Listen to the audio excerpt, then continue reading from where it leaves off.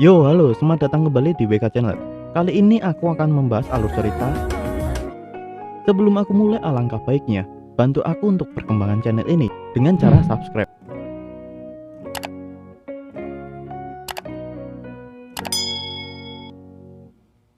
Oke, sudah, terima kasih banyak. Oke, melanjutkan chapter selanjutnya.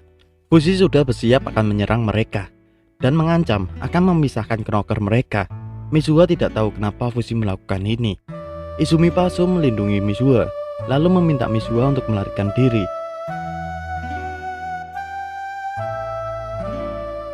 Saat ini, mungkin Fushi tidak bisa menyerang Mizuha, tapi Fushi akan memisahkan knocker pada tubuhnya. Mizuha tidak mau meninggalkan mamanya.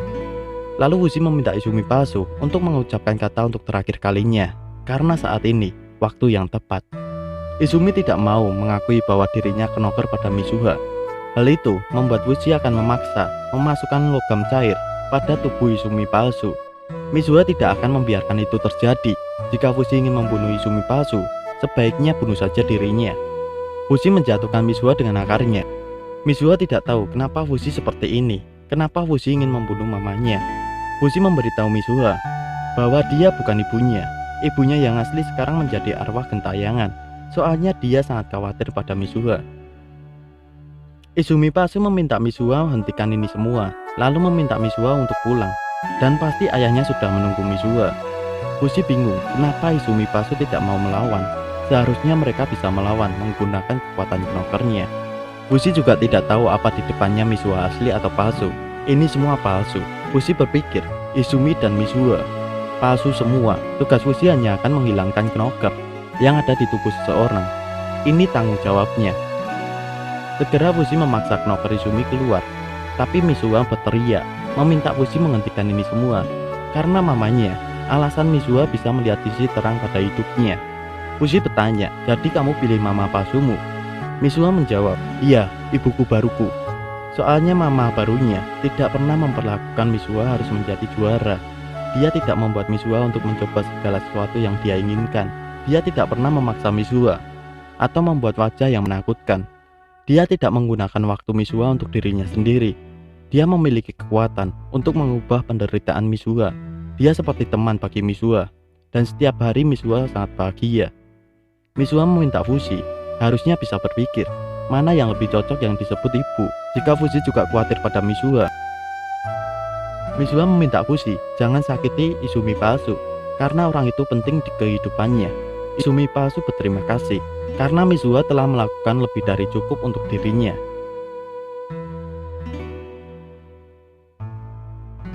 Dengan hal itu, Fushi melepaskan Izumi palsu. Mizuha berterima kasih. Fushi telah memahami pentingnya Izumi palsu bagi dirinya. Saat itu Izumi asli melihat langsung apa yang dikatakan Mizuha. Dirinya hanya bisa menangis melihat anaknya memilih seseorang yang palsu daripada yang asli. Bon juga ada di sana. Fushi tidak bisa membunuh Izumi palsu. Bon tidak masalah jika Fushi tidak bisa melakukannya.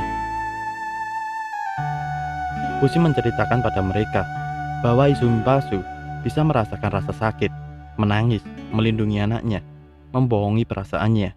Dia sudah seperti manusia asli. Saat ini sulit untuk mengatakan siapa musuh mereka sebenarnya. Tapi Fushi pikir dunia ini lebih baik tanpa knocker.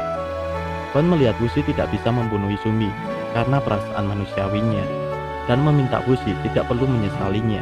Manusia mempunyai rasa ragu, bahkan rasa emosional. Dengan rasa itu yang membuat dunia ini menarik. Saat ini Fushi meminta jubah hitam menunjukkan dari mereka siapa yang ada knockernya. Jubah hitam menunjuk seseorang. Seseorang itu sudah sepenuhnya milik knocker. Knocker bisa mengambil tubuh manusia sepenuhnya. Ada juga yang hanya mengambil setengahnya, seperti milik Mizuha.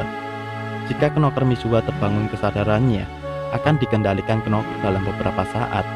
Saat itu juga, Fushi akan membunuh knocker yang ada di pria tersebut. Tapi dihentikan Bon, soalnya saat ini ada banyak orang.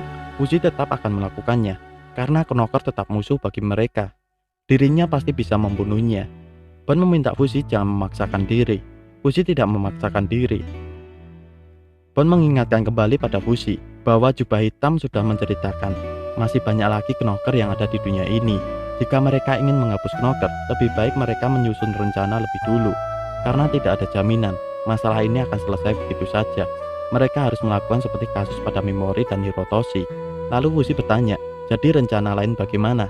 Yuki berpikir mungkin para knocker mempunyai bos atau ketua yang bisa membuat para knocker lainnya terorganisasi. Yuki mempunyai saran untuk membicarakan ini dengan baik-baik. Pastinya dari hati ke hati. Mereka pasti akan membuat perjanjian perdamaian, karena Yuki masih belum menyerah untuk membicarakan dari hati ke hati. Target Yuki adalah Funa. Fushi pikir ada benarnya juga apa yang dibicarakan Yuki. Saat itu, Bon terlihat mengusir seseorang. Tapi saat ditanya tidak ada masalah. Lalu Bon mengajak mereka pergi dari sini dan menuju ke tempat yang lebih layak. Soalnya dirinya ingin membicarakan hal yang serius. Akhirnya mereka memilih kafe untuk membicarakannya. Bahwa Van, Nixon, dan Izumi sudah kembali. Ada informasi dari mereka. Saat mereka mengikuti Mimori palsu yang meninggalkan rumahnya, saat semua orang rumah tidur, dia menuju ke gorong-gorong. Tempat itu kemungkinan berada di bawah tanah, ruangan yang terbungkus logam, sehingga akar Fushi tidak bisa menembusnya. Terdapat banyak orang. Dan di tengah dari kumpulan orang-orang tersebut, ada Mizuha, Izumi, dan kakeknya Mizuha. Setelah sampai di sana, Mimori palsu mengeluarkan barang bawaannya, dan ternyata isinya tubuh Fushi yang kosong. Mizuha terlihat tertarik dengan tubuh Fushi itu, lalu tersenyum. Izumi nampaknya sudah menemukan tempat ini sebelumnya. Yang dikejutkan mereka adalah Mizuha menjadi pemimpin agama yang mengendalikan knocker. Jika rahasia ini terbongkar, pasti akan ada perang darah. Izumi sebagai ibunya Mizuha, dia ingin menghindari itu. Tapi sekarang knocker Mizuha telah terungkap oleh Fushi. Jadi Izumi tidak akan menyembunyikannya lagi. Fushi tersenyum pucat. Yang mengetahui otak di balik Mimori palsu adalah Mizuha, keturunan Hayase ke-18, pasukan pertahanan. Firasat Fushi ternyata benar, tapi Fushi tidak akan membunuh Mizuha. Dia hanya gadis berumur 14 tahun yang tidak mengerti apa-apa. Fushi akan mencoba memisahkan knocker yang ada di tubuh Mizuha dan lalu membunuh knocker itu. Yuki tidak menyangka bos terakhirnya adalah Mizuha. Yuki yakin Mizuha membutuhkan pahlawan seperti Hirotoshi untuk Mimori. Fushi bingung. Yuki menjelaskan lagi, dirinya berbicara tentang Fushi. Walaupun ia benci mengatakannya, tapi Yuki tidak punya kekuatan untuk menyelamatkan Mizuha. Hanya Fushi yang bisa. Izumi meminta mereka sudah cukup untuk menyelamatkan Mizuha, karena sudah terlambat bagi mereka. Mizuha memilih berdamai dengan knocker. Bon berpikir, itu perkataan yang terlalu dingin untuk seseorang ibu. Walaupun Mizuha sudah memilih ibu palsunya, tapi setidaknya ada sesuatu yang bisa mereka lakukan. Yuki memberi contoh, kasus seperti Hirotoshi pada Mimori. Seharusnya mereka melakukan hal yang sama sehingga bisa menyelamatkan Mizuha. Fushi bertanya pada Izumi, apa Izumi pernah juga memikirkan ingin mati? Dalam kasus Mimori palsu dan Mizuha, mereka sama-sama ingin mengakhiri hidupnya. Dari itu Izumi sudah mempelajari knocker sekarang, soalnya dia melihat langsung saat kepribadian Mizuha lainnya terungkap. Ini semua salahnya, telah membesarkan Mizuha dengan salah. Izumi orang yang keras dan keras kepala.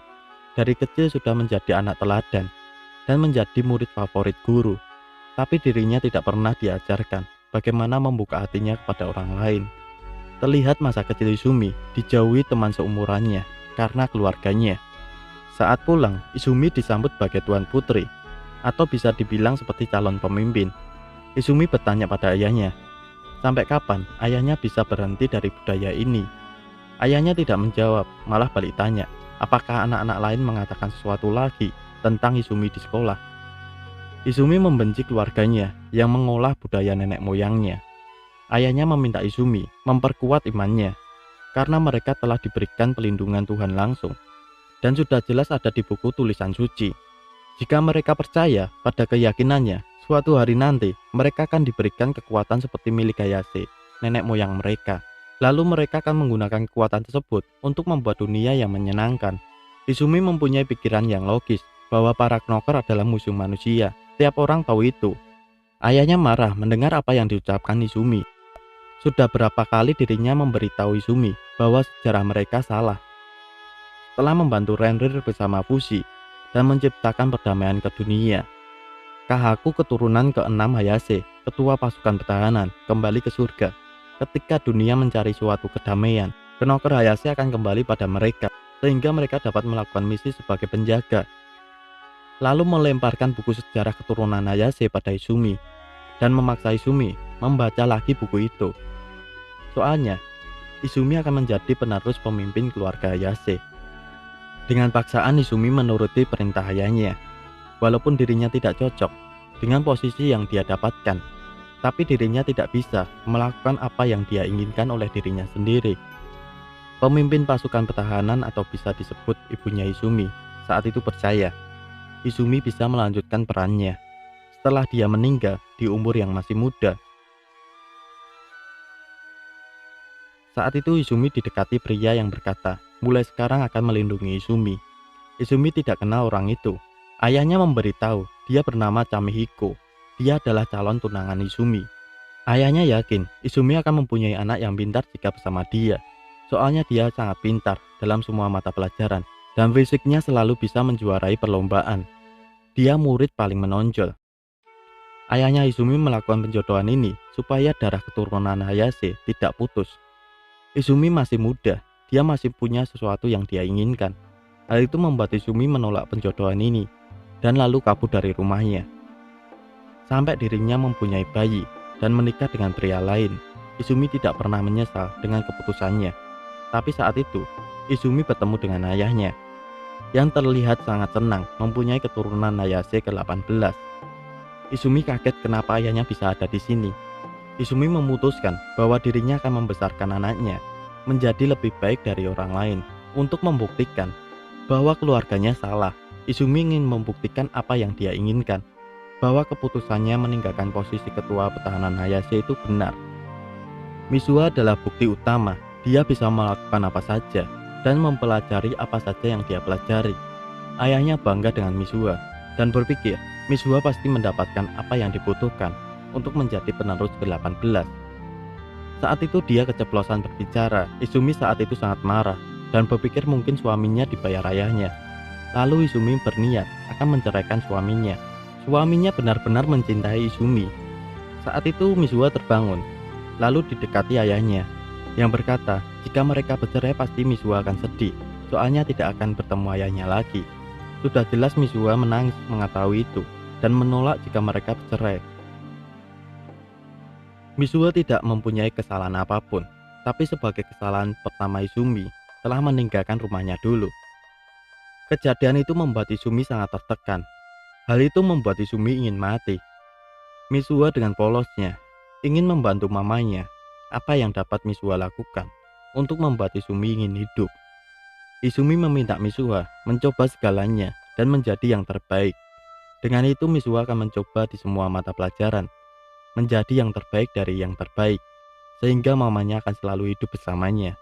Izumi akan bahagia jika Misuha melakukan itu.